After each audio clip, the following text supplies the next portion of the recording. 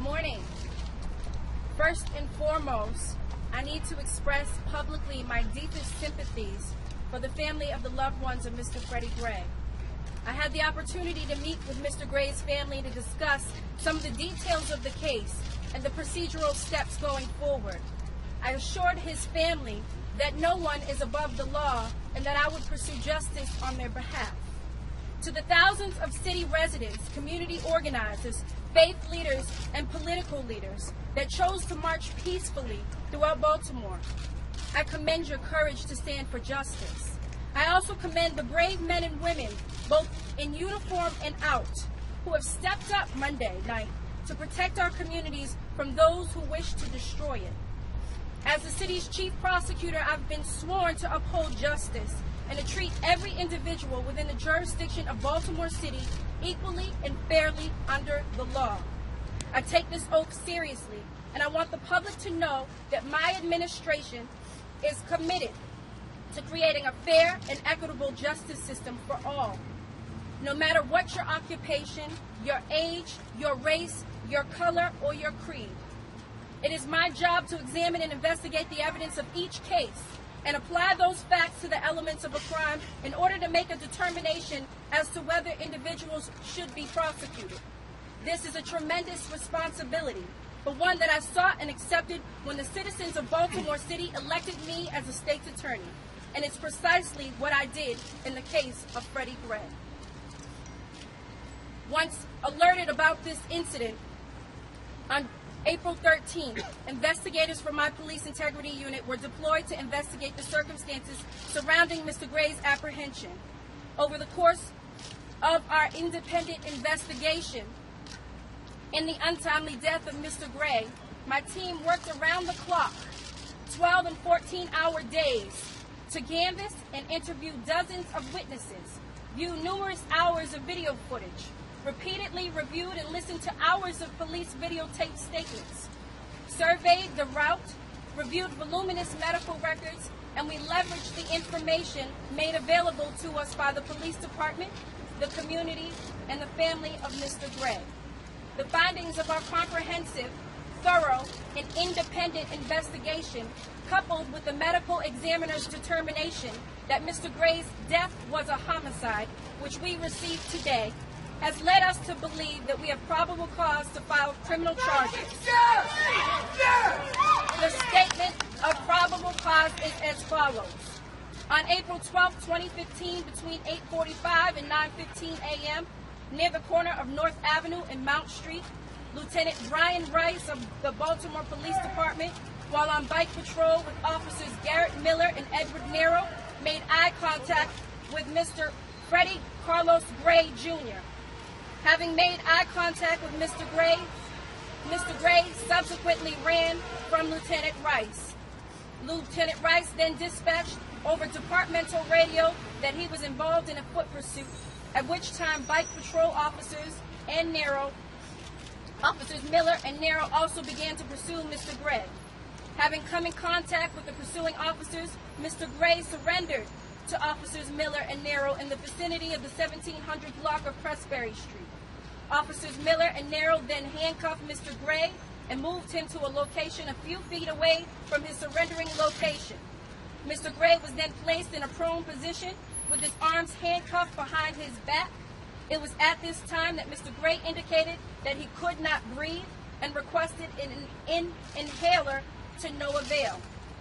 Officers Miller and Nero then placed Mr. Gray in a seated position and subsequently found a knife clipped to the inside of his pants pocket. The blade of the knife was folded into the handle. The knife was not a switchblade and is lawful under Maryland law. These officers subsequently removed the knife and placed it on the sidewalk.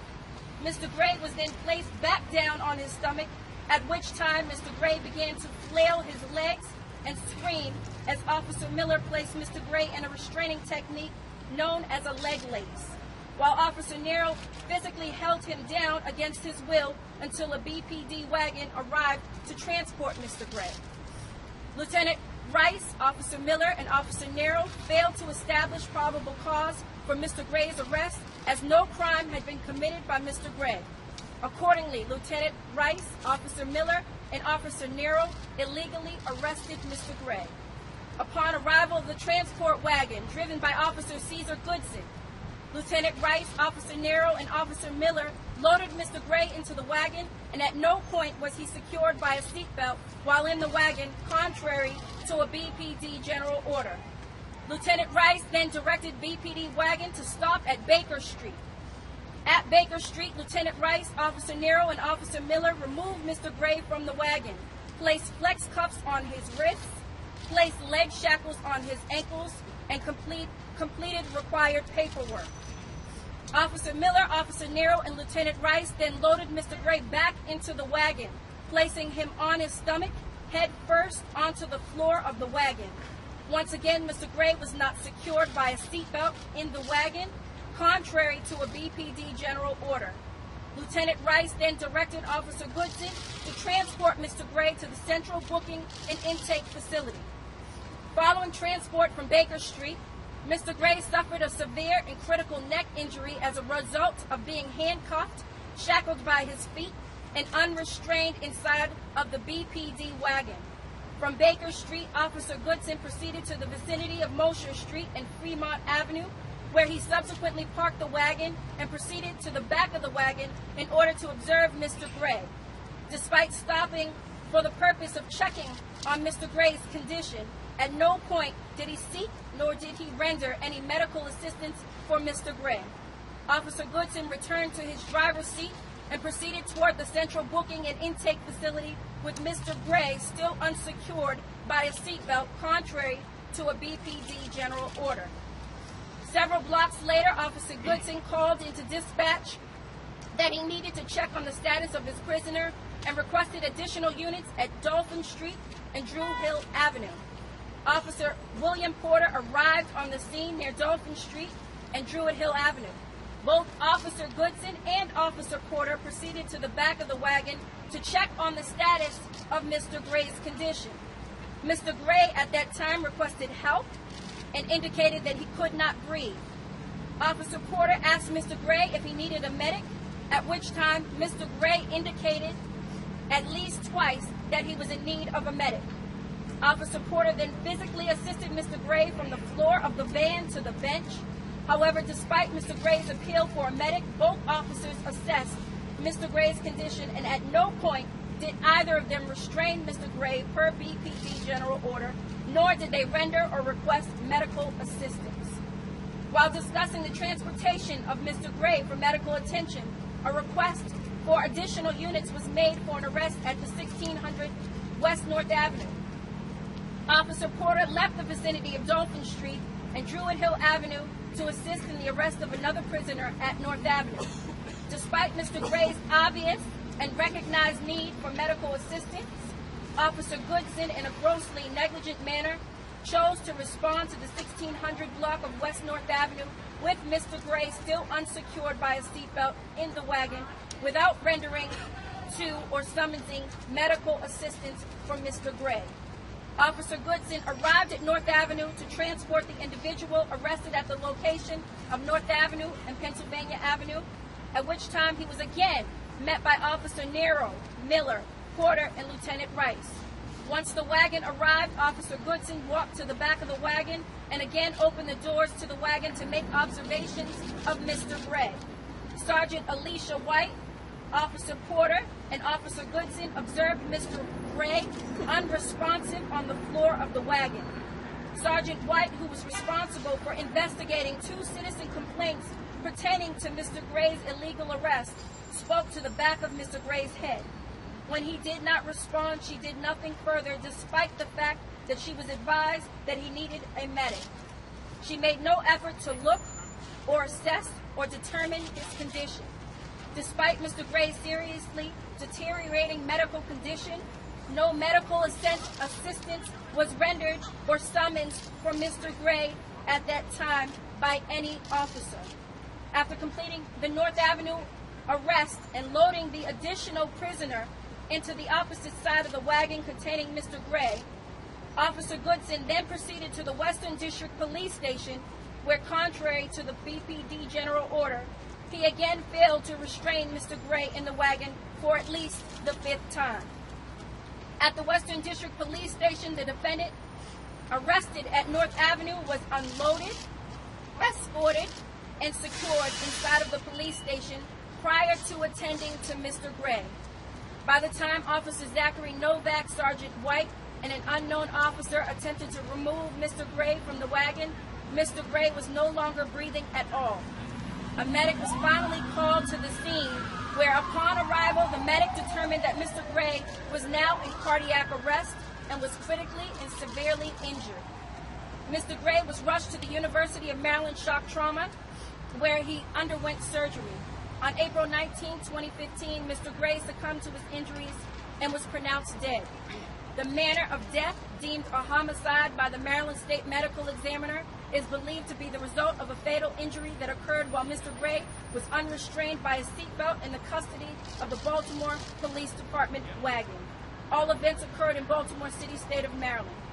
While each of these officers are presumed innocent until proven guilty, we have brought the following charges. Officer Caesar Goodson is being charged with second-degree depraved heart murder, involuntary manslaughter, second-degree negligent assault, manslaughter by vehicle by means of gross negligence, manslaughter by vehicle by means of criminal negligence, misconduct in office, or failure to secure a prisoner, failure to render aid.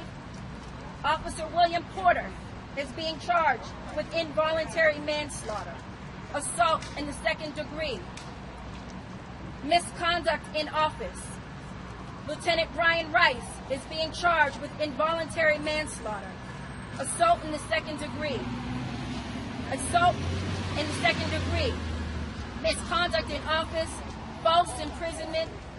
Officer Edward Nero is being charged with assault in the second degree, intentional, assault in the second degree, negligent, misconduct in office, false imprisonment.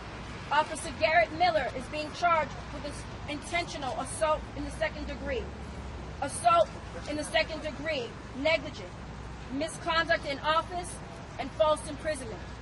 Sergeant Alicia White is being charged with manslaughter, involuntary manslaughter, second degree assault, misconduct in office. While I am committed to transparency, what I have revealed here today is now a matter of public record. However, the evidence that we have collected and continue to collect cannot ethically be released to the public. And I strongly condemn anyone in law enforcement with access to trial evidence who has leaked information prior to the resolution of this case.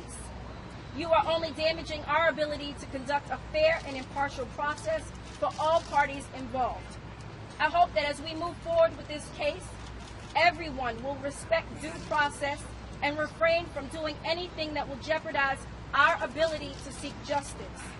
To the people of Baltimore and the demonstrators across America, I heard your call for no justice, no peace. Your peace is sincerely needed as I work to deliver justice on behalf of this young man. To those that are angry, hurt, or have their own experiences of injustice at the hands of police officers, I urge you to channel the energy peacefully as we prosecute this case. I have heard your calls for no justice, no peace. However, your peace is sincerely needed as I work to deliver justice on behalf of Freddie Gray. To the rank and file officers of the Baltimore City Police Department, please know that these accusations of these 6 officers are not an indictment on the entire force. I come from 5 generations of law enforcement. My father was an officer. My mother was an officer. Several of my aunts and uncles.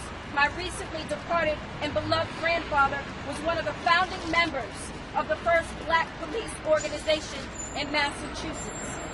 I can tell you that the actions of these officers will not and should not in any way damage the important working relationships between police and prosecutors as we continue to fight together to reduce crime in Baltimore. Thank you for your courage, commitment, and sacrifice for the betterment of our communities.